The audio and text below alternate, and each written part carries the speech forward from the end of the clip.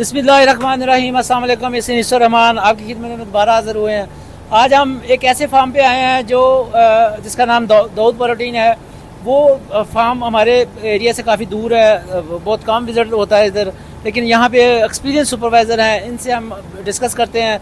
Specially fans की आज हम जो है ना उस पे के बारे में डिस्कस करते हैं कि जो कि फ़ैन बनाने वाली कंपनीज़ हैं उनका जो मैनुअल है उसके रेफरेंस से कि वो कितने % बताती हैं कि आपकी एफिशिएंसी बढ़ा सकते हैं। आप किसी एक फार्म पे अपने 3 फ़ैन जो है ना वो सिर्फ मैनेजमेंट से बढ़ा सकते हैं और अपनी बैड मैनेजमेंट से 3 फ़ैन की आपकी कैपेसिटी जो है वो कम हो जाएगी। इस पर हम बात करते हैं सुपरवाइजर से कि ये अपने फ़ैन को किस तरह से मेंटेन कर रहे हैं। अस्सलाम वालेकुम साहब जी। हाँ सर, क्या हाल है? ओके हाल है, अल्लाह पाक दा शुक्र है। मेरा नाम जी मौज़म अली है जी, सुपरवाइजर इब्राहिम पोल्ट्री फार्म जी। इब्राहिम पोल्ट्री कंपनी ਦੇ ਵਿੱਚ ਮੈਂ ਸਰ ਤਕਰੀਬਨ 4 ਸਾਲ ਤੋਂ ਅਟੈਚ ਹਾਂ ਜੀ। ਦੋ ਪੋਲਟਰੀ ਫਾਰਮ ਡਬਲ ਹਾਊਸ ਹੈ ਜੀ ਮੇਰੇ ਕੋਲੇ। ਤੇ ਇਹ ਸਰ ਪੱਖਿਆਂ ਦੇ ਬਾਰੇ ਤੁਸੀਂ ਪੁੱਛਿਆ ਹੈ ਜੀ। ਇਹ ਪੰਖੇ ਇਸ ਤਰ੍ਹਾਂ ਹੈ ਕਿ ਜਿਹੜੇ ਸਾਡੇ 3 ਪੰਖੇ ਚੱਲ ਰਹੇ ਨੇ ਜੀ, ਇਹਨਾਂ ਦੇ ਜਦੋਂ ਡਸਟ ਜੰਮ ਜਾਂਦੀ ਹੈ ਨਾ ਜੀ, ਇਹ ਭਾਰੇ ਹੋ ਜਾਂਦੇ ਆ, ਇਹਨਾਂ ਦੀ ਕੈਪੈਸਿਟੀ ਘਟ ਜਾਂਦੀ ਹੈ ਜੀ। ਅਸੀਂ ਜਿਹੜੇ ਸਾਡੇ 3 ਪੰਖੇ ਚੱਲਦੇ ਹੋਣ ਉਹਨਾਂ ਨੂੰ ਬੰਦ ਕਰਕੇ ਦੂਸਰੇ 3 ਪੰਖੇ ਚਲਾ ਕੇ ਉਹਨਾਂ ਨੂੰ ਸਾਫ਼ ਕਰਕੇ ਉਹਨਾਂ ਨੂੰ ਸਰ ਦੁਬਾਰਾ ਚਲਾ ਦਈਦਾ ਜੀ। ਇਹ ਜਿਹੜਾ ਤੁਸੀਂ ਦੱਸ ਦਿਓ ਕਿ ਜੀ ਇਹ ਭਾਰੇ ਹੋ ਕੇ ਇਹਦੀ ਐਫੀਸ਼ੀਐਂਸੀ ਘਟ ਜਾਂਦੀ ਆ, ਇਹ ਤੁਸੀਂ ਕਿਤੇ ਪੜਿਆ ਵਾ? ਨਹੀਂ ਸਰ, ਪੜਿਆ ਤਾਂ ਕਿਤੇ ਨਹੀਂ ਗਾ, ਲੇਕਿਨ ਸਾਨੂੰ ਸਰ ਐਕਸਪੀਰੀਅੰਸ ਵੀ ਹੈ ਜੀ ਆਪਣਾ, ਕਿ ਪਤਾ ਹੋ ਜਾਂਦਾ ਕਿਸੇ ਵੀ ਚੀਜ਼ ਦਾ ਜੀ ਉੱਤੇ ਇੱਕ ਚੀਜ਼ ਚੱਲਦੀ ਹੈ ਉਹਨੂੰ ਡਸਟ ਲੱਗਦੀ ਹੈ ਜੀ, ਉਹ ਉਹਦੇ ਬਟਰਫਲਾਈਆਂ ਤੇ ਆ ਜਾਂਦੀ ਹੈ, ਉਹਦੇ ਪਰਾਂ ਤੇ ਆ ਜਾਂਦੀ ਆ, ਉਹ ਜਿੰਨਾ ਵੀ ਉਹਦਾ ਏਰੀਆ ਵਾ ਉਹਨੂੰ ਉਹ ਖਰਾਬ ਕਰ ਦਿੰਦੀ ਆ, ਉਹ ਭਾਰੇ ਹੋ ਜਾਂਦੇ ਨੇ, ਜਿਹਦੀ ਵਜ੍ਹਾ ਤੋਂ ਉਹਦੀ ਕੈਪੈਸਿਟੀ ਐਫੀਸ਼ੀਐਂਸੀ ਘਟ ਜਾਂਦੀ ਹੈ ਜੀ। अगर बुक ਦੇ ਵਿੱਚ ਵੀ ਲਿਖਿਆ, मैं तो पढ़िया नहीं गया। माशाल्लाह जी, दिस इज आवर सक्सेस। ये हमारी सक्सेस है कि हमारी पोल्ट्री इंडस्ट्री में I'm not talking about the just Ibrahim Poultry Trader, I'm talking about the overall industry। Overall industry में हमारा सुपरवाइजर, फार्म का सुपरवाइजर जो है वो इतना समझदार हो चुका है माशाल्लाह कि जिसको ये पता है, कॉमन सेंस की बात है, अगर मट्टी किसी चीज उत्ते पै गई है ਉਹਦਾ weight ਜਿਹੜਾ डिस्टर्ब हो जाएगा, weight डिस्टर्ब होने तो बाद ਉਹਦੀ डेफिनेटली एफिशिएंसी घट जाएगी, एफिशिएंसी घट जाएगी। हम आपको बताते हैं कि जो बिग हट्समैन है या मंटर का फैन है, इसकी जो मैनुअल है उस पर लिखा हुआ है कि it reduce the 30% of the efficiency during the running fan. अगर आपके हाउस की जितनी भी कैपेसिटी है उस फैन की अगर 25,000 CFM है तो उसकी 30% कम हो जाती है। तो सिर्फ सफाई की ना सफाई की वजह से, मैनेजमेंट की वजह से, इसकी स्प्रिंग की वजह से, इसके जो शटर्स हैं इसकी वजह से, इसकी जो बैक हवा आ रही है, एक फैन चल रहा है दूसरी फैट से अगर बैक हवा आ रही है उससे भी एफिशिएंसी कम हो जाती है। तो ਉਹਦੇ ਵਾਸਤੇ ਇਹਨਾਂ ਨੂੰ ਪੁੱਛਦੇ ਆ ਜੀ, ਉਹ ਜਿਹੜਾ ਹਵਾ ਬੈਕ ਆਂਦੀ ਉਹਦੇ ਵਾਸਤੇ ਤੁਸੀਂ ਕੀ ਕੀਤਾ? ਉਹਦੇ ਵਾਸਤੇ ਸਰ ਅਸੀਂ ਇਹਨੂੰ ਅਗਰ ਜਿਹੜੀ ਇਹਦੀ ਆਊਟਸਾਈਡ ਹੈ ਜੀ ਉਹਨੂੰ ਸ਼ਾਪਰ ਲਗਾ ਕੇ ਉਹਦੀ ਜਿਹੜੀ ਅੱਛਾ ਉਹ ਪਰਲੀ ਸਾਈਡ, ਹਾਂਜੀ ਪਰਲੀ ਸਾਈਡ ਤੇ ਸ਼ਾਪਰ ਲਾ ਦਈਦੇ ਆ ਜੀ। ਅੱਛਾ ਪਰਲੀ ਸਾਈਡ ਤੇ ਸ਼ਾਪਰ ਲਾਏ? ਹਾਂਜੀ ਉਹ ਸ਼ਾਪਰ ਲਾ ਕੇ ਠੀਕ ਹੈ। ਅੱਛਾ ਇਹ ਉਹਦੀ ਹਵਾ ਤਾਂ ਹਾਂਜੀ ਪੱਖਾ ਚੱਲਦਾ ਪਿਆ, ਹਾਂਜੀ ਉਹਦੀ ਹਵਾ ਬੈਕ ਨਹੀਂ ਆਏਗੀ, ਇਸ ਪੱਖੇ ਦੀ ਹਵਾ ਬੈਕ ਨਹੀਂ ਗਿਆ ਜੀ ਇਹਦੇ ਨਾਲ ਜੀ ਸਰ। ਤੇ ਸਫਾਈ ਕਿਸ ਤਰ੍ਹਾਂ ਕਰਦੇ ਹੋ? ਰਨਿੰਗ ਫਲਾਪ ਦੀ ਸਫਾਈ ਕਿਦਾਂ ਕਰਦੇ? ਇਹ ਸਰ ਜਦੋਂ ਇਹਨੂੰ ਸਾਫ਼ ਕਰਨਾ ਹੈ ਜੀ, ਇਹ ਸਮਝੋ ਕਿ ਅਸੀਂ ਇਹਦੀ ਦੁਬਾਰਾ ਵਾਸ਼ਿੰਗ ਕਰਨੀ ਹੈ। ਪੰਖੇ ਨੂੰ ਅੱਛੀ ਤਰ੍ਹਾਂ ਬਟਰਫਲਾਈਆਂ, ਇਹਦੇ ਪਾਰ, ਇਹਦੀ ਕੋਨ, ਹਰ ਚੀਜ਼ ਅੱਛੀ ਤਰ੍ਹਾਂ ਸਾਫ਼ ਕਰਨੀ, ਜਿਹਦੇ ਨਾਲ ਸਾਡੀ ਜੋ ਤੁਸੀਂ ਦੱਸ ਰਹੇ ਬੁੱਕ ਦੱਸ ਰਹੀ ਹੈ ਕਿ 30% ਐਫੀਸ਼ੀਐਂਸੀ ਇਹਦੀ ਵੱਧ ਜਾਂਦੀ ਹੈ ਜੀ। ਹਾਂਜੀ ਜਦੋਂ ਵੀ ਤੁਸੀਂ ਸਾਫ਼ ਕਰਨਾ ਹੈ ਜੀ ਪੰਖੇ ਨੂੰ ਅੱਛੇ ਤਰੀਕੇ ਨਾਲ, ਇਹਨੂੰ ਇਹ ਨਹੀਂ ਕਿ ਬਸ ਲਾਈਟ ਜਿਹਾ ਸਾਫ਼ ਝਾੜੂ ਮਾਰ ਕੇ ਸਾਫ਼ ਕਰ ਦਿਓ। ਤਰੀਕਾ ਦੱਸੋ ਨਾ ਕੀ ਹੈ ਇਹ ਸਰ ਤਰੀਕਾਕਾਰ ਇਹਦਾ ਇਹੀ ਹੈ ਕਿ ਜਦੋਂ ਜਿਹੜਾ ਤੁਹਾਡਾ ਪੰਖਾ ਰਨਕ ਦੇ ਵਿੱਚ ਸੀਗਾ ਉਹਨੂੰ ਤੁਸੀਂ ਬੰਦ ਕਰ ਦਿੱਤਾ ਜੀ, ਹੁਣ ਅਗਰ ਤੁਸੀਂ ਬਟਰਫਲਾਈਆਂ ਖੋਲੋਗੇ ਉਹਦੀ ਹਵਾ ਵੀ ਬੈਕ ਆਏਗੀ। ਜਿਸ ਤਰ੍ਹਾਂ ਅਸੀਂ ਆ ਪੰਖੇ ਸਾਫ਼ ਕੀਤੇ ਨੇ ਜੀ, ਇਹਨਾਂ ਨੂੰ ਸ਼ਾਪਰ ਲਗਾਏ ਨੇ ਜੀ, ਸ਼ਾਪਰ ਲਗਾ ਕੇ ਸਾਫ਼ ਕਰ ਦਿੱਤੇ। ਜਦੋਂ ਸਾਨੂੰ ਉਹਨਾਂ ਦੀ ਜ਼ਰੂਰਤ ਬਣ ਉਹਨਾਂ ਨੂੰ ਵੀ ਅਸੀਂ ਇਸ ਤਰ੍ਹਾਂ ਸ਼ਾਪਰ ਲਗਾਵਾਂਗੇ ਜੀ, ਸ਼ਾਪਰ ਲਗਾ ਕੇ ਇਹਨਾਂ ਨੂੰ ਚਲਾ ਦਿਆਂਗੇ, ਉਹਨਾਂ ਨੂੰ ਸ਼ਾਪਰ ਲਾ ਕੇ ਅੱਛੀ ਤਰ੍ਹਾਂ ਸਾਫ਼ ਕਰਕੇ ਉਹਨਾਂ ਨੂੰ ਸੀਲ ਕਰ ਦਿਆਂਗੇ। ਇਹ 3 ਪੰਖੇ ਜਦੋਂ ਸਾਨੂੰ ਇਹਨਾਂ ਦੀ ਜ਼ਰੂਰਤ ਹੋਏਗੀ ਇਹਨਾਂ ਨੂੰ ਦੁਬਾਰਾ ਬੰਦ ਕਰਕੇ ਇਹਨਾਂ ਦੀ ਅੱਛੀ ਤਰ੍ਹਾਂ ਸਫਾਈ ਕਰਕੇ ਉਹਨਾਂ ਨੂੰ ਰਨਿੰਗ ਦੇ ਵਿੱਚ ਲੈ ਆਵਾਂਗੇ ਜੀ। Very good, excellent working. ਅੱਛਾ ਮੈਨੂੰ ਇਹ ਦੱਸੋ ਕਿ ਜਦੋਂ ਸਾਰੇ ਫੈਨ ਚੱਲਦੇ ਹੋਣਗੇ, ਮਤਲਬ ਹੋਰ 5 ਦਿਨ ਤੱਕ ਤੁਹਾਡੇ ਸਾਰੇ ਫੈਨ ਚੱਲ ਜਾਣੇ, ਤੇ ਫਿਰ ਕਿਸ ਤਰ੍ਹਾਂ ਕਰਦੇ ਹੋ? ਇਸੇ ਫਲਾਗ ਜੀ ਕਰਨਾ ਸ਼ੁਰੂ ਕੀਤਾ ਜਾਂ ਪਹਿਲੇ ਦੀ ਰੂਟੀਨ ਹੈ ਤੁਹਾਡੀ? ਨਹੀਂ ਸਾਡੀ ਸਾਰੇ ਰੂਟੀਨ ਹੈ ਜੀ ਕਿ ਜਦੋਂ ਇਹ ਦਿਨ ਟਾਈਮ ਅਸੀਂ ਇਹ ਫਿਰ ਨਹੀਂ ਕਰਾਂਗੇ ਜੀ, ਇਹ ਰਾਤ ਟਾਈਮ ਅਸੀਂ ਇੱਕ ਪੰਖਾ ਜੀ, 9 ਪੰਖੇ ਸਾਡੇ ਰਨਿੰਗ ਦੇ ਵਿੱਚ, ਇੱਕ ਪੰਖਾ ਉਹਨੂੰ ਬੰਦ ਕਰਾਂਗੇ ਜੀ, ਸੀਲ ਕਰਕੇ ਬਾਹਰ ਆਊਟਸਾਈਡ ਇਹਦੀ ਉਹਨੂੰ ਅੱਛੀ ਤਰ੍ਹਾਂ ਸਾਫ਼ ਕਰਕੇ ਫਿਰ ਉਸ ਤੋਂ ਨਾਲ ਦੂਸਰਾ ਪੰਖਾ, ਤੀਸਰਾ ਸਾਫ਼ ਕਰਨ ਦਾ ਪੂਰਾ ਤਰੀਕਾ ਦੱਸੋ ਕਿ ਇਹ ਜਿਹੜਾ ਸ਼ਟਰ ਦੇ ਬਾਹਰ ਖੋਲ ਲਓਗੇ? ਹਾਂਜੀ ਇਹ ਸ਼ਟਰ ਸਾਰੇ ਦੀਆਂ ਬਟਰਫਲਾਈਆਂ ਨਿਕਲ ਜਾਂਦੀਆਂ ਨੇ ਜੀ, ਆਹ ਨਾਟ ਲੱਗੇ ਹੋਏ ਨੇ ਜੀ। ਅੱਛਾ ਬਾਹਰ ਵਾਲੀ ਸਾਈਡ ਤੇ ਵੀ ਸਾਰੇ ਦੀਆਂ ਜਿਹੜੀਆਂ ਜਾਲੀਆਂ ਲੱਗੀਆਂ ਹੋਈਆਂ ਸ਼ਾਇਦ ਨਜ਼ਰ ਆ ਜਾਣ, ਉਧਰੋਂ ਖੋਲ ਕੇ ਮੁੰਡਾ ਅੰਦਰ ਆ ਜਾਂਦਾ, ਉਹਨੂੰ ਸੀਲ ਵੀ ਕਰ ਲਈਦਾ ਜੀ। ਉਧਰਲੀ ਸਾਈਡ ਤੋਂ ਵੀ ਹੈਗੀ, ਇਧਰ ਵਾਲੀ ਸਾਈਡ ਤੋਂ ਤੁਸੀਂ ਬਟਰਫਲਾਈਆਂ ਖੋਲ ਕੇ ਇਧਰ ਵਾਲੀ ਸਾਈਡ ਤੋਂ ਵੀ ਇਹਨੂੰ ਅੰਦਰ ਜਾ ਕੇ ਇਹਨੂੰ ਸਾਫ਼ ਕਰ ਸਕਦੇ ਆ। ਕਿਸੇ ਵੀ ਫੈਨ ਨੂੰ ਚੈੱਕ ਕਰਾਂਗੇ ਤਾਂ ਮਿੱਟੀ ਤਾਂ ਨਹੀਂ ਹੋਏਗੀ? ਆਓ ਜੀ ਅਗਲਾ ਚੈੱਕ ਕਰਾਓ ਸਾਨੂੰ। ਤੇ ਇੱਕ ਹੋਰ ਇੱਥੇ ਸਵਾਲ ਆ ਗਿਆ ਕਿ ਆ ਜਿਹੜਾ ਤੁਹਾਡੇ ਟੇਢੇ ਮੇੜੇ ਹੋਏ ਨੇ ਇਹਨਾਂ ਦਾ ਕੀ ਇਲਾਜ ਹੈ? ਇਹਨਾਂ ਨੂੰ ਸਰ ਇਹਨਾਂ ਨੂੰ ਅਸੀਂ ਲਾਵਾਂਗੇ ਜੀ ਵਾਸ਼ਲਾਂ ਖਰਾਬ, ਉਹ ਬਟਰਫਲਾਈ ਦੀ ਡਿਸਟਰਬ ਹੋ ਗਈ ਸੀਗੀ ਜੀ, ਇਹਨੂੰ ਅਸੀਂ ਸਰ ਵਾਸ਼ਲ ਲਾ ਕੇ ਇਹ ਤੋਂ ਵਾਸ਼ਲ ਲਾ ਕੇ ਤੇ ਇਹਨਾਂ ਨੂੰ ਕਲੀਅਰ ਕਰਾਂਗੇ। ਕੀ ਗਾਰੰਟੀ ਹੈਗੀ ਆ ਵੀਡੀਓ ਦੇਖਣ ਵਾਲੇ ਬੰਦੇ ਨੂੰ ਕਿ ਵੀ ਇਥੋਂ ਹਵਾ ਲੀਕ ਨਹੀਂ ਹੋ ਰਹੀ? ਨਹੀਂ ਸਰ ਇਹਦੇ ਅੱਗੇ ਸ਼ਾਪਰ ਲੱਗੇ ਹੁੰਦੇ ਆ ਨਾ ਜੀ, ਇਹ ਹੁਣ ਅਸੀਂ ਆ ਜਿਹੜਾ ਜੀ ਇਹਦੇ ਵਿੱਚ ਸ਼ਾਪਰ ਲਾ ਲਈਦੇ ਆ। ਸ਼ਾਪਰ ਲਗਾਇਆ ਸਹੀ। ਅੱਛਾ ਅਗਲਾ ਫੈਨ ਦਿਖਾਓ ਜੀ।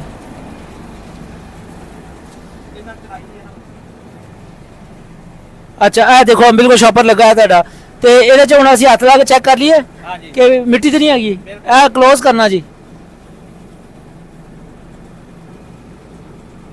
ਨਹੀਂ ਮਾਸ਼ਾਅੱਲਾ ਜੀ ਕੋਈ ਨਹੀਂ, ਜ਼ਬਰਦਸਤ ਹੈ, ਐਕਸੀਲੈਂਟ ਹੈ ਸਰ ਜੀ। ਮਿਹਰਬਾਨੀ ਸਰ, ਬਹੁਤ ਨਹੀਂ ਮਿਹਰਬਾਨੀ ਜੀ, ਇਹ ਤੇ ਤੁਹਾਡੀ ਮਾਸ਼ਾਅੱਲਾ ਸੋਚ ਆ, ਅਪਰੋਚ ਆ, ਜਿਹੜਾ ਕਿ ਅਸੀਂ ਐਕਸਪੈਕਟ ਕਰਦੇ ਹਾਂ ਕਿ ਤੁਹਾਡੇ ਸੁਪਰਵਾਈਜ਼ਰ ਫਾਰਮ ਦਾ ਜਾਂ ਕੋਈ ਵੀ ਰਿਸਪੌਂਸਿਬਲ ਪਰਸਨ ਅਗਰ ਤੁਹਾਡੀ ਇਸ ਤਰ੍ਹਾਂ ਮਾਈਕਰੋ ਲੈਵਲ ਵਰਕਿੰਗ ਇਹਨੂੰ ਹੀ ਕਿਹਾ ਜਾਂਦਾ ਤੇ ਅਗਰ ਮਾਈਕਰੋ ਲੈਵਲ ਵਰਕਿੰਗ ਨਹੀਂ ਕਰਾਂਗੇ ਤਾਂ ਹੁਣ ਉਹ ਪੋਲਟਰੀ 'ਚ ਉਹ ਮਾਰਜਨ ਵੀ ਨਹੀਂ ਹੈ। ਮਾਰਜਨ ਨਹੀਂ, ਕੰਪੀਟੀਸ਼ਨ ਬਹੁਤ ਜ਼ਿਆਦਾ ਹੋ ਗਿਆ ਜੀ, ਡਿਜ਼ੀਜ਼ ਵੱਧ ਗਏ ਨੇ, ਜਿਹਦੀ ਵਜ੍ਹਾ ਤੋਂ ਸਾਨੂੰ ਹਰ ਚੀਜ਼ ਦਾ ਖਿਆਲ ਰੱਖਣਾ ਪੈਂਦਾ ਹੈ। ਮਤਲਬ ਇਸ ਚੀਜ਼ਾਂ ਦਾ ਮੈਸੇਜ ਕੀ ਦੇਣਾ ਚਾਹੁੰਦੇ ਹੋ, ਕੀ ਹੋਏਗਾ? ਇਹ ਸਰ ਜਿੰਨਾ ਅਗਰ ਅਸੀਂ ਇਹਨੂੰ ਪੰਖੇ ਆਪਣੇ ਸਾਫ਼ ਨਾ ਕਰਾਂਗੇ, ਇਹਦੀ ਥਰੋ ਘਟੇਗੀ, ਇਹਦੀ ਐਫੀਸ਼ੀਐਂਸੀ ਘਟੇਗੀ, ਜਿਹੜੀ ਸਾਡੀ ਬਰਡ ਦੀ ਰਿਕੁਆਇਰਮੈਂਟ ਉਹ ਵੀ ਪੂਰੀ ਨਹੀਂ ਹੁੰਦੀ, ਜਿਹਦੀ ਵਜ੍ਹਾ ਤੋਂ ਸਾਡਾ ਬਰਡ ਡਿਸਟਰਬ ਹੁੰਦਾ ਹੈ। ਕੰਪੀਟੀਸ਼ਨ ਦਾ ਤੁਸੀਂ ਗੱਲ ਕੀਤੀ, ਕੰਪੀਟੀਸ਼ਨ ਵੱਧ ਜਾਣਾ ਦਾ ਕੀ ਮਤਲਬ? ਕੰਪੀਟੀਸ਼ਨ ਇਸ ਤਰ੍ਹਾਂ ਕਿ ਡਿਜ਼ੀਜ਼ ਵੱਧ ਗਏ ਨੇ ਜੀ, ਮੌਸਮ ਦੇ ਵਿੱਚ ਹਾਰਡਨੈਸ ਬਹੁਤ ਜ਼ਿਆਦਾ, ਜਦੋਂ ਹੁਣ ਸਰਦੀ ਆ, ਸਰਦੀ ਵੀ ਹੱਦ ਤੋਂ ਜ਼ਿਆਦਾ ਪੈਂਦੀ ਆ, ਜਿਹੜੀ ਆ ਗਰਮੀ ਉਹ ਵੀ ਹੱਦ ਤੋਂ ਜ਼ਿਆਦਾ ਪੈਂਦੀ ਆ ਜੀ। ਤੁਹਾਨੂੰ ਜਿਹਦੇ ਫੋਕਸ ਅੱਗੇ ਨਾਲੋਂ ਲਾ ਲਓ ਕਿ 30-40% ਜ਼ਿਆਦਾ ਕਰਨਾ ਪੈਂਦਾ ਜੀ ਹਰ ਮੌਸਮ ਦੇ ਵਿੱਚ।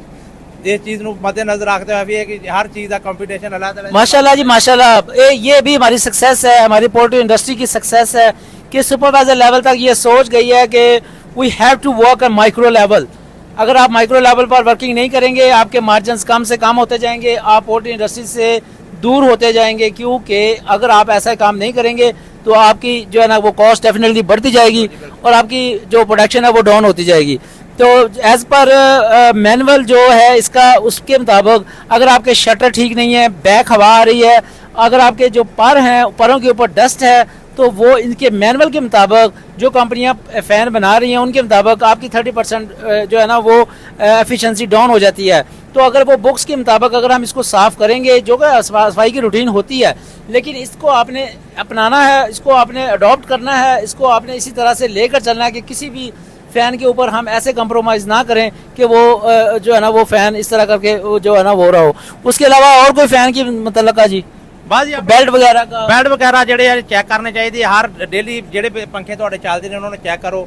ਅਗਰ ਕੋਈ ਬੈਲਟ ਲੂਜ਼ ਹੈ, ਕੋਈ ਬੈਲਟ ਖਰਾਬ ਹੈ, ਇਸ ਮੌਸਮ ਦੇ ਵਿੱਚ ਅਸੀਂ ਕੰਪਰੋਮਾਈਜ਼ ਬਿਲਕੁਲ ਨਹੀਂ ਕਰ ਸਕਦੇ। ਦੇਸੀ ਤਰੀਕਾ ਦੱਸੋ ਸਾਨੂੰ ਬੈਲਟ ਚੈੱਕ ਕਰਨ ਦਾ। ਬੈਲਟ ਚੈੱਕ ਕਰਨ ਦਾ ਦੇਸੀ ਤਰੀਕਾ ਹੈ ਕਿ ਇੱਥੇ ਦੇਖ ਲਓ ਕਿ ਸਾਰੇ ਤੁਸੀਂ ਆਏ ਹੋ, ਆ ਪੰਖੇ ਨੂੰ ਹੱਥ ਲਾ ਕੇ ਦੇਖੋਗੇ ਆ ਬੈਲਟ ਨੂੰ ਜੀ, ਤੁਹਾਨੂੰ ਪਤਾ ਲੱਗ ਜਾਏਗਾ ਕਿ ਸਾਡਾ ਬੈਲਟ ਜੀ ਕਿਸ ਤਰ੍ਹਾਂ ਹੈ, ਬੜੇ ਟਾਈਟ ਹੈ, ਜੇ ਲੂਜ਼ ਹੈ। ਅਗਰ ਲੂਜ਼ ਹੋਏਗਾ ਇਹ ਸਾਰਾ ਜ਼ਿਆਦਾ ਵਾਈਬ੍ਰੇਟ ਕਰੇਗਾ ਜੀ।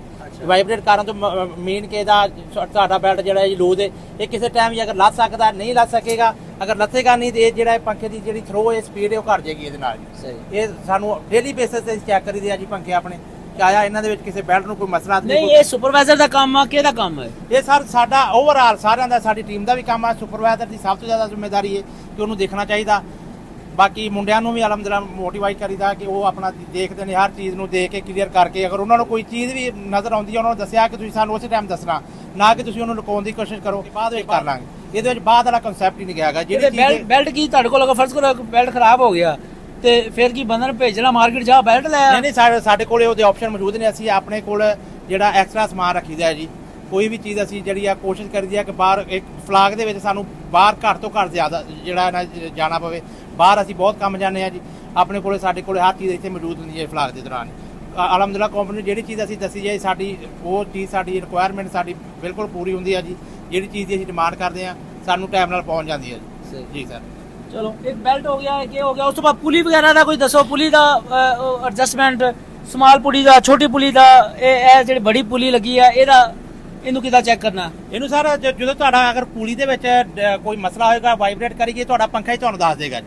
ਅੱਛਾ। ਜਦੋਂ ਪੰਖਾ ਚਲਾਓਗੇ, ਜੇ ਅਗਰ ਤੁਹਾਡੀ ਪੁਲੀ ਐਡਜਸਟਮੈਂਟ ਠੀਕ ਨਹੀਂ ਹੈਗੀ, ਮਤਲਬ ਇਹਦੀ ਇਹ ਟਲਕ ਨਹੀਂ ਹੋਣੀ ਚਾਹੀਦੀ? ਹਾਂਜੀ, ਟਲਕ ਨਹੀਂ ਹੋਣੀ ਚਾਹੀਦੀ ਬਿਲਕੁਲ। ਇਹਦੇ ਵਿੱਚ ਸਰ ਵਾਈਬ੍ਰੇਟ ਜਦੋਂ ਕਰੇਗਾ ਤੁਹਾਡੀ, ਉਹਦੇ ਨਾਲ ਵੀ ਪੰਖੇ ਦੇ ਪਰ ਬੈਂਡ ਹੋਣ ਦਾ ਖਤਰਾ ਹੈ ਜੀ, ਕੋਨ ਦੇ ਵਿੱਚ ਟੱਚ ਹੋਣਗੇ, ਥੱਲੇ ਪੰਖੇ ਖਰਾਬ ਹੋਣਗੇ, ਮੋਟਰਾਂ ਡਿਸਟਰਬ ਹੋਣਗੀਆਂ, ਇਹਨਾਂ ਦੀ ਪੁਲੀ ਟੁੱਟਣ ਦਾ ਖਤਰਾ ਹੈ। ਜਦੋਂ ਪੁਲੀ ਟੁੱਟੇਗੀ ਇਹ ਸਾਰੇ ਕੰਮ ਤੁਹਾਡਾ ਬੰਦਾ ਜਿਹੜਾ ਸ਼ਰਜੀਲ ਉਹ ਕਰ ਲੈਂਦਾ? ਹਾਂਜੀ, ਸ਼ਰਜੀਲ ਸਾਹਿਬ ਇੱਧਰ ਆਓ, ਜਰਾ ਗੱਲ ਸੁਣੋ ਨਾ। ਤੁਹਾਡੀਆਂ ਅਸੀਂ ਬਿਲਾ ਵਜ੍ਹਾ ਤਾਰੀਫਾਂ ਕਰੀ ਜਾ ਰਹੇ, ਕੀ ਹਾਲ ਤੁਹਾਡਾ? ਠੀਕ ਅਲਹਮਦੁਲਿਲਾ ਸਰ, ਠੀਕ ਹੋ? ਅੱਲਾਹ ਦਾ ਸ਼ੁਕਰ ਸਰ। ਕਿੰਨੀ ਦੇਰ ਹੋ ਗਈ ਤੁਹਾਨੂੰ ਕੰਪਨੀ 'ਚ ਕੰਮ ਕਰਦੇ? 7 ਸਾਲ ਜੀ। ਸਹੀ ਹੋ, ਸੈਟੀਸਫਾਈ ਹੋ? ਅਲਹਮਦੁਲਿਲਾ। ਅੱਛਾ ਇਹ ਦੱਸੋ ਵੀ ਬੈਰਿੰਗ ਕਿਦਾਂ ਚੇਂਜ ਕਰੀਦਾ ਹੈ? ਬੈਰਿੰਗ ਸਰ ਅਸੀਂ ਇਹਦੇ ਵਾਸਤੇ ਬੈਰਿੰਗ ਚੇਂਜ ਕਰਨ ਵਾਸਤੇ ਅਸੀਂ ਇਹਦੇ ਵਾਸਤੇ ਇੱਕ ਇਹਦਾ ਸ਼ਿਕੰਜਾ ਬਣਵਾਇਆ ਹੈ ਬਾਜ਼ਾਰ ਤੋਂ, ਯਾਨੀ ਕਿ ਕਿਸ ਖਰਾਦੀਏ ਕੋਲੋਂ। ਉਹ ਵੈਸੇ ਤੇ ਚੇਂਜ ਨਹੀਂ ਹੁੰਦਾ, ਅਕਸਰ ਫਾਰਮਾਂ ਤੇ ਅਸੀਂ ਦੇਖਿਆ ਵਾ ਗਏ ਆ ਤੇ ਉਹਨਾਂ ਨੇ ਦੇਖਿਆ ਵੀ ਬੈਰਿੰਗ ਨਹੀਂ ਮਤਲਬ ਕਿ ਚੇਂਜ ਹੁੰਦਾ, ਉਹਦੇ ਵਾਸਤੇ ਅਸੀਂ ਸਪੈਸ਼ਲ ਸ਼ਿਕੰਜਾ ਬਣਾਇਆ ਇਹਦੇ ਵਾਸਤੇ ਤਾਂ ਕਿ ਇਹਨੂੰ ਅਸੀਂ ਖੋਲ ਕੇ ਅੱਛੇ ਤਰੀਕੇ ਨਾਲ ਜ਼ਾਰ ਆਪਣੇ ਪੂਰੇ ਰੱਖੇ ਨੇ ਤਾਂ ਕਿ ਐਮਰਜੈਂਸੀ ਸਾਨੂੰ ਜ਼ਰੂਰਤ ਪਏ ਤੇ ਅਸੀਂ ਇਹਨੂੰ ਖੋਲ ਕੇ। ਤੇ ਬੈਰਿੰਗ ਚੇਂਜ ਕਿਉਂ ਕਰਨਾ ਹੁੰਦਾ, ਕਿਦੋਂ ਕਰਨਾ, ਕੀ ਪੱਖਾ ਦੱਸੇਗਾ ਤੁਹਾਨੂੰ, ਬੋਲੇਗਾ? ਬੈਰਿੰਗ ਸਰ ਅਸੀਂ ਇਸ ਵਜ੍ਹਾ ਤੋਂ ਚੇਂਜ ਕਰੀਦਾ ਵਾ ਕਿ ਬੈਰਿੰਗ ਜਦੋਂ ਪੱਖਾ ਚੱਲਦਾ ਹੁੰਦਾ ਨਾ ਯਕਦਮ ਆਵਾਜ਼ ਦੇਣ ਲੱਗ ਪੈਂਦਾ ਪੱਖਾ, ਕਿਉਂਕਿ ਬੈਰਿੰਗ ਜਦੋਂ ਟੁੱਟ ਜਾਂਦਾ ਵਾ ਜਾਂ ਅੰਦਰੋਂ ਕੋਈ ਮਸਲਾ ਬਣ ਜਾਂਦਾ ਹੈ, ਉਹਦੀ ਵਜ੍ਹਾ ਤੋਂ ਅਸੀਂ ਜਿਹੜਾ ਨਾ ਇਹਨੂੰ ਫਿਰ ਖੋਲ ਕੇ ਇਹਦਾ ਪੱਖਾ ਬੰਦ ਕਰਕੇ ਨਾਲ ਦਾ ਕੋਈ ਚਲਾ ਕੇ ਹੋਰ ਤੇ ਇਹਨੂੰ ਅਸੀਂ ਯਾਨੀ ਕਿ ਦਸਤੀ ਯਾਨੀ ਕਿ ਇਹਨੂੰ ਚੇਂਜ ਕਰੀਦਾ ਤਾਂ ਕਿ ਸਾਡਾ ਜਿਹੜਾ ਪੱਖਾ ਚੱਲ ਰਿਹਾ ਹੁੰਦਾ। ਤੇ ਸਾਰੇ ਪੱਖੇ ਚਲਾ ਕੇ ਚੈੱਕ ਕਰ ਲਿਓ, ਕੋਈ ਆਵਾਜ਼ ਨਹੀਂ ਦਿੰਦਾ? ਇਹ ਫਲਾਗ ਤੋਂ ਪਹਿਲੇ ਸਾਰੇ ਟੈਸਟ ਕੀਤੇ ਨੇ ਜੀ ਅਲਹਮਦੁਲਿਲਾ। ਜਿਸ ਤਰ੍ਹਾਂ ਸਾਡੀ ਵਾਸ਼ਿੰਗ ਕੰਪਲੀਟ ਹੁੰਦੀ ਹੈ ਅਸੀਂ ਸਾਜੀ ਇਹ ਕਹਿ ਰਹੇ ਹਾਂ ਕਿ ਅਸੀਂ ਵਾਸ਼ਿੰਗ ਦੇ ਵਿੱਚ ਸਾਰੇ ਪੱਖੇ ਓਕੇ ਕਰ ਲਏ ਸੀ ਤੇ ਕੱਲਾ ਕੱਲਾ ਪੱਖਾ ਚਲਾ ਕੇ ਚੈੱਕ ਕਰ ਸਕਦੇ ਜੀ ਓਵਰਆਲ ਦੋਨਾਂ ਹਾਊਸਾਂ ਦੇ। ਨਹੀਂ ਇਹਦੇ ਤੇ ਸ਼ਰਤ ਲਾ ਕੇ ਚੈੱਕ ਬਿਲਕੁਲ ਜੀ ਬਿਲਕੁਲ ਬਿਲਾ ਚ ਜੇ ਤੁਸੀਂ ਕੋਈ ਪੰਖਾ ਨਹੀਂ। ਇਹ ਸ਼ਜੀਲ ਜਿੰਨੀਆਂ ਚੰਗੀਆਂ ਗੱਲਾਂ ਕਰਦਾ ਪਿਆ ਕੰਮ ਵੀ ਇੰਨੇ ਚੰਗਾ ਕਰਦਾ। ਬਿਲਕੁਲ ਜੀ ਅਲਹਮਦੁਲਿਲਾ ਮੇਰੀ ਸਾਰੀ ਟੀਮ ਬਹੁਤ ਅੱਛਾ ਜੀ, ਬਹੁਤ ਅੱਛਾ ਵਰਕ ਕਰਦਾ ਜੀ। ਸਾਨੂੰ ਕਿਸੇ ਚੀਜ਼ ਦੀ ਇਹਦੇ ਵੱਲੋਂ ਨਹੀਂ ਹੈਗੀ ਸ਼ਿਕਾਇਤ, ਕਿਉਂਕਿ ਸਾਨੂੰ ਇਹ ਪਰਚੇਜ਼ਿੰਗ ਦਾ ਕੰਮ ਕਰਕੇ ਵੀ ਦੇ ਰਿਹਾ, ਸਾਡਾ ਹਾਊਸਮੈਨ ਵੀ ਹੈ जी, साडा बायोमैन भी। वेरी गुड जी। और यार पोल्ट्री इंडस्ट्री में भाई आपको हर तरह से हर बंदे को इसी तरह ट्रेन करना पड़ेगा। जब आप इस तरह ट्रेन करेंगे तो आपके काम में और भी ज्यादा बेहतरी आ जाएगी, क्योंकि हर बंदे के पास जो हुनर है वो दूसरे बंदे को सिखाए। जब वो दूसरे बंदे को सिखाएगा, ये अब जब आए थे तो ये सिर्फ दूसरे कामों के लिए थे, अब ये माशाल्लाह प्रोडक्शन को भी समझते हैं, इलेक्ट्रिशियन को भी समझते हैं और ये मेंटेनेंस के काम भी कर रहे हैं। अच्छा ਹੋਰ ਪੱਖਿਆਂ ਦੇ ਬਾਰੇ ਸਾਜੀ ਕੋਈ ਗੱਲਬਾਤ? ਤੇ ਸਾਡੇ ਕੋਲੇ ਐਂਪੀਅਰ ਮੀਟਰ ਹੈਗਾ ਜੀ, ਅਸੀਂ ਉਹਨੂੰ ਚੈੱਕ ਕਰਦੇ ਰਹੀਦਾ ਜੀ। ਅੱਛਾ ਡੇਲੀ ਬੇਸਿਸ ਤੇ ਅਗਰ ਕੋਈ ਪੰਖਾ ਮਸਲਾ ਕਰੇ ਤਾਂ ਉਹਨੂੰ ਚੈੱਕ ਕਰੀਦਾ, ਅਗਰ ਉਹ ਐਂਪੀਅਰਾਂ ਦਾ ਮਸਲਾ ਤੇ ਫਿਰ ਇਲੈਕਟ੍ਰੀਸ਼ੀਅਨ ਅਗਰ ਸਾਨੂੰ ਜ਼ਰੂਰਤ ਪਵੇ ਤੇ ਬਾਹਰੋਂ ਵੀ ਸਾਡੇ ਕੰਪਨੀ ਦੇ ਇਲੈਕਟ੍ਰੀਸ਼ੀਅਨ ਆਉਂਦੇ ਨੇ ਜੀ, ਉਹ ਆਣ ਕੇ ਚੈੱਕ ਕਰਦੇ ਨੇ। ਅਗਰ ਨਹੀਂ ਉਹਨਾਂ ਨੂੰ ਛੱਡੋ, ਤੁਸੀਂ ਉਹ ਤੇ ਫਿਰ ਉਦੋਂ ਹੀ ਆਉਂਦੇ ਨੇ ਜਦੋਂ ਕੋਈ ਮਸਲਾ ਹੁੰਦਾ। ਹਾਂਜੀ ਮਸਲੇ ਦੇ ਤੁਸੀਂ ਇਹ ਦੱਸੋ ਫਾਰਮ ਲੈਵਲ ਤੇ ਸੁਪਰਵਾਈਜ਼ਰ ਦਾ ਕੰਮ ਹੈ ਕਿ ਯਾਰ ਉਹ ਆਪਣੇ ਅੰਪੇਅਰ ਚੈੱਕ ਕਰ ਲਵੇ ਵੀ ਪੱਖਾ ਜ਼ਿਆਦਾ ਅੰਪੇਅਰ ਲੈ ਰਿਹਾ? ਹਾਂਜੀ ਹਾਂਜੀ ਇਹ ਤੁਹਾਨੂੰ ਚੈੱਕ ਕਰਨਾ ਚਾਹੀਦਾ ਹਰ ਚੀਜ਼, ਪੰਖੇ ਤੋਂ ਲੈ ਕੇ ਓਵਰਆਲ ਜਿਹੜੇ। ਉਹਦਾ ਕੀ ਨੁਕਸਾਨ ਹੋਏਗਾ ਜ਼ਿਆਦਾ ਅੰਪੇਅਰ ਲਏਗਾ? ਅੰਪੇਅਰ ਜ਼ਿਆਦਾ ਲਏਗਾ ਸਾਰਾ, ਅਗਰ ਅੰਪੇਅਰ ਘੱਟ ਲਏਗਾ ਤਾਂ ਵੀ ਨੁਕਸਾਨ, ਅਗਰ ਅੰਪੇਅਰ ਜ਼ਿਆਦਾ ਲਏਗਾ ਉਹ ਵੀ ਨੁਕਸਾਨ। ਮੋਟਰ ਸਾਡੀ ਸਭ ਡਿਸਟਰਬ ਹੋ ਜਾਏਗੀ, मोटर डिस्टर्ब हो जाएगी, प्लस ਉਹਦੀ अगर अंपेयर ज्यादा लेगा तो बिजली ज्यादा खींचेगा।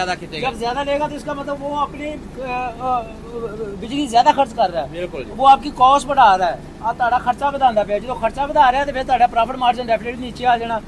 अगर सुपरवाइजर लेवल तक, हाउसमैन लेवल तक ये वर्किंग नहीं होगी तो आप पोल्ट्री इंडस्ट्री से उस तरह से मार्जिन नहीं निकाल सकेंगे। अब हमें micro level working, we have to do it, we have to think about over a single point, we have to work on our single point.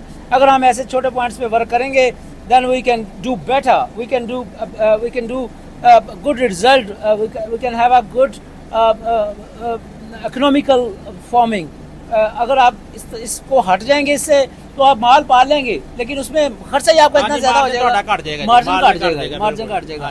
तो मार्जिन ਦੀਆਂ ਗੱਲਾਂ ਸੁਪਰਵਾਈਜ਼ਰ ਜਦੋਂ ਡਿਸਕਸ ਕਰਨਾ ਸ਼ੁਰੂ ਕਰ ਦੇਵੇ ਇਹਦਾ ਮਤਲਬ ਤੁਹਾਡੀ ਇੰਡਸਟਰੀ ਸਹੀ ਜਾ ਰਹੀ ਹੈ। ਬਿਲकुल जी। अल्लाह ताला ਤੁਹਾਨੂੰ सेहत तंदुरुस्ती दे जी, ਤੁਹਾਡੇ काम में बरकत पाए। बहुत शुक्रिया, आप पॉइंट्स को डिस्कस किया है। हमने परों को साफ करना है, बेल्ट को चेक करना है, पुली को चेक करना है, शटर्स को चेक करना है, उसकी पुली की जो ढलक है उसको चेक करना है कि वो वाइब्रेट तो नहीं कर रही, वो ढलक तो नहीं दे रही। चलते हुए फ़ैन की साउंड चेक करनी है, जो फ़ैन बंद है उसकी रिपेयरिंग मेंटेनेंस पे प्रॉपर फोकस करना है। मोटर की एडजस्टमेंट पे आपने फोकस करना है कि मोटर की एडजस्टमेंट ठीक हुई है नहीं ठीक हुई। इसमें बेल्ट को चेक करना है कि बेल्ट ढीला तो नहीं है आपका। बेल्ट जो टाइट करने में कोई इतना टाइम नहीं लगता, लेकिन उसके जो उसके जो फ़ायदे हैं वो बहुत ज़्यादा है। उस चीज़ पे आप लोग भी वर्क करें। हमें इस वीडियो की जो फीडबैक है वो लाजमी दें ताकि हम इस चीज़ों को और भी ज़्यादा बेहतर तरीके से परफॉर्म कर सकें। तब तक के लिए इतना ही खुश रहें, खुशियाँ बांटें, 5 वक्त की नमाज ज़रूर अदा करें। जज़ाकल्लाह जी, जज़ाकल्लाह जी।